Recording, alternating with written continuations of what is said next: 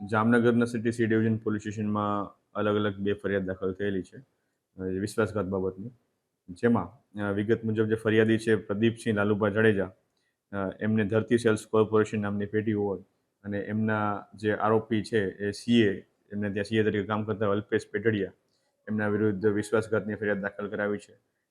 જે ફરિયાદ મુજબ આશરે 2 કરોડ ને 93 લાખ જેટલી રકમના બોગસ બિલિંગ અને જે વેરા શાખ હોય છે એ વેરા શાખ બાબતને વિશ્વાસઘાત કરવામાં આવેલો છે. અને અન્ય એક જે ફરિયાદ છે તેમાં આઈપીસી 406 એટલે કે વિશ્વાસઘાત બાબતની ફરિયાદ જે ફરિયાદી છે સંજયભાઈ રસિકભાઈ ચિતારા એમના દ્વારા આપવામાં આવેલી છે.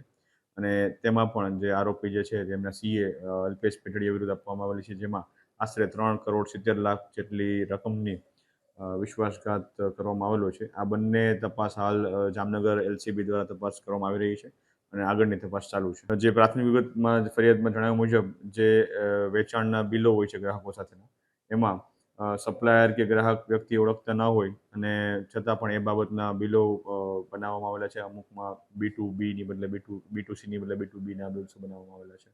અને જે આ પેઢીના કે કોર્પોરેશનના માલિક છે એમની જાણ બહાર આ પ્રકારનું કૃત્ય એમના સીએ દ્વારા કરવામાં આવેલું હોય એ બાબતે વિશ્વાસઘાતની ફરિયાદ લેવામાં આવેલી છે.